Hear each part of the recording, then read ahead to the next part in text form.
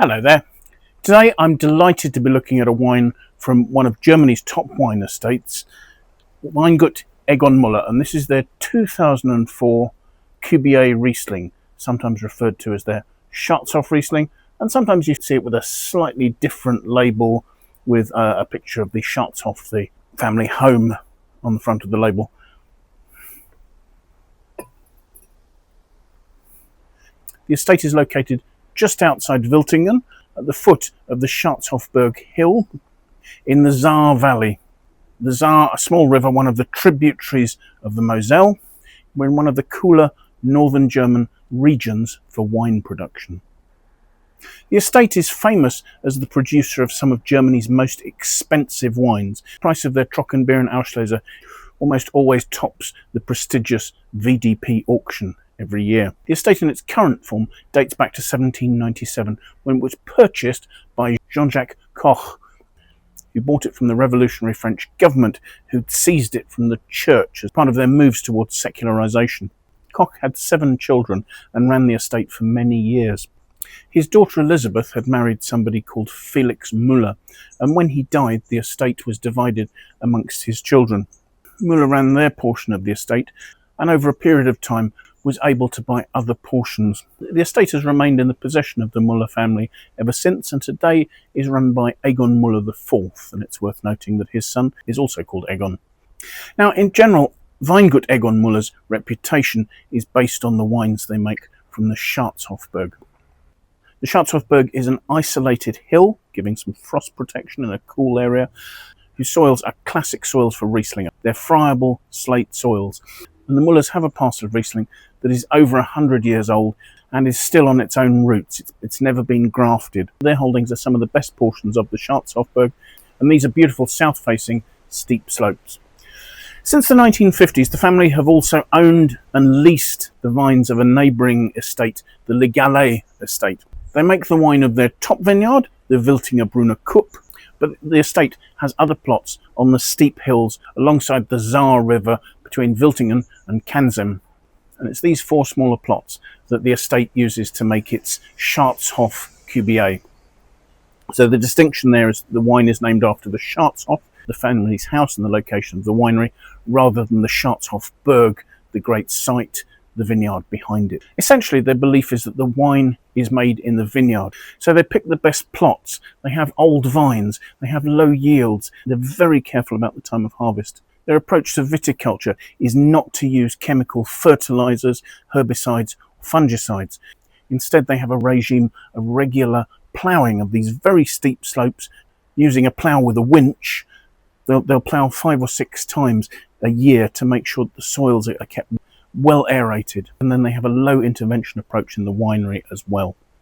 The winter of 2003 to 2004, leading up to the 2004 season, was wet, was fairly mild. But despite the fact there were floods, the rainfall wasn't sufficient to make up for the drought that had hit the region in 2003. A warm spring saw a regular flowering, but this was followed by a cool and wet July that saw various fungal problems. Even black rot was found in the vine, something never been seen in Germany before. The Müller's vineyards mostly missed these issues, but they did have to use preventative sprays 5 or 6 times throughout the season. August was warmer but was humid. September was above average in terms of temperatures, but then October was absolutely beautiful for ensuring the grapes ripened. But then ideal weather in October saw sugar levels in the grapes soar. Harvest for the estate started on the 25th of October, and at that stage acidities were still good, but the fruit had wonderful concentrated flavours thanks to the long hang time it had had on the vine. So as I say, fruit for this wine came from 4 vineyards. These were the Wiltinger QbA, Wiltinger Braunfels, Oberämmeler Rosgarten, and the Wiltinger Rauch. Fruit was hand-picked, carefully transported to the winery, and very gently pressed. The juice was allowed to settle for 24 hours and was then put into stainless steel tanks for fermentation. Now, the estate does have large oak foudre, which they also use to ferment, but my assumption is that those are probably mostly retained for use for the estate's top wines. So fermentation was allowed to start using the indigenous yeasts that came in from the vineyards with the fruit, or were possibly already in the winery. tanks were temperature controlled, but generally fermentation was allowed to proceed at its own pace. Sometimes fermentation here will take up to 6 months, and they try not to intervene. Once the wine stops fermenting in the cool cellars, that is the sugar level that it will retain. Early in the following year, it'll be filtered into bottle and allowed to age in bottle. So the sweetness here comes entirely from fermentation having stopped, rather than the back blending of rectified concentrated grape must into the wine. And that will give a wonderful pure sweetness, because the way yeasts ferment sugars means that they ferment fructose later, and thus leaves a lovely clean fresh sweetness that is derived from fructose as the main sugar in the wine. The estate's belief is that they should bottle early to maintain as much of the freshness of the fruit as possible in the final wine. So let's have a look at the wine, shall we? I should perhaps tell you the story of this. I'm currently in the UK, and this is a wine that my sister has had for several years, and as you can see, the colour really is quite deep. As I say, this is a 2004. It may not have been kept under ideal conditions, but it was very kind of her to share it with me. Swelling the wine, according to its label, it only has 11% alcohol. So I'm not expecting it to be a big, rich, heavy wine. So let's see what we make of the aromas, shall we? The aromas are fabulously developed. The first thing you notice is a sort of a kerosene note. However, that doesn't stand out and is soon subsumed by some really rich, honeyed, perhaps caramelized aromas. There are notes of tropical fruit, apricots perhaps. Touches of more lifted notes, pineapple. There's a lively citric nature sitting behind it, but the aromas are much more concentrated, like sort of candied peel, that sort of thing. There is almost a waxy note, sort of like polished wood. There's an awful lot going on in what is quite a powerful nose. So let's have a taste, shall we?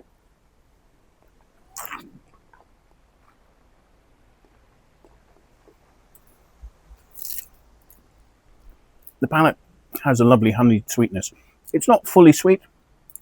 I don't know the exact residual sugar, but notes I've seen for this suggest that normally the QbA is bottled with about 25 to 30 grams of sugar, and that would make sense.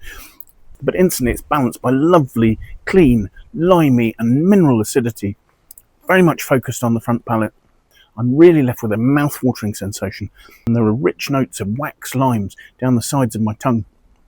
And there's also a toastiness and a honeyed note on the back palate, and maybe that's where there's a little bit of waxiness as well, perhaps even some gingery spice. There's so much going on in this wine. You've got a core of fruit that runs through a spectrum from sort of bruised apple, toffee apple, through the richness of peach and apricot, and yet with a tropical note and a lifted acidity that's putting some pineapple notes in there. This is a wine that's delivering an awful lot, considering that this is the estate's entry-level wine. Although the fruit has faded a little, the acidity is making sure that honeyed, honeysuckle notes, touches of gingery spice, toasty notes, and perhaps the limey and pineapple top notes are helping to give good length to the finish. Given the condition of the bottle, it had seeped slightly. You can actually see some sign of that on the label. I wasn't expecting a lot from this wine, but actually it's been a real privilege to taste it. And it does show that a top estate in a good vintage will make superb wines. I had a look at the Wine Searcher aggregated critics score, and there it suggested this was a wine worthy of a score of 90 out of 100. I actually think the evidence in my glass suggests this is much more like a sort of 92 out of 100. I'd also say that the drinking window suggested there was 2005 to 2009. Well, as we're in 2025, this is a wine that I probably wouldn't consider keeping much longer, but given its current vibrancy and intensity, I don't think there would be a problem if you had this in your cellar for another 3 or 4 years. The other thing I would suggest is that I did a tasting of the 2000 vintage of this about a year ago on the Wine Searcher website. I'll leave a link to that. It's a very interesting contrast where the wine has a pure, lean, mineral and limey fruit, where it's still to gain all this wonderful developed notes, the colour, the aromas, the flavour. So thank you so much for watching. I do hope you've enjoyed the video. If you have, do please press the like button. If you'd like to watch more of these videos, do please sign up and subscribe to my YouTube channel. It would be great to have your support there. And if you have any comments, please pop them in the comments box below. I'd love to know what you think about the wines I'm looking at, the tastings I'm doing, or anything else that relates to that. If you have friends you think might like to watch the video, do please pass it on to them. I'd be very grateful to you for your support in that way. So thank you once again for joining me, and I do hope you'll manage to make some time and come and join me for another tasting in the very near future. Until then, bye for now.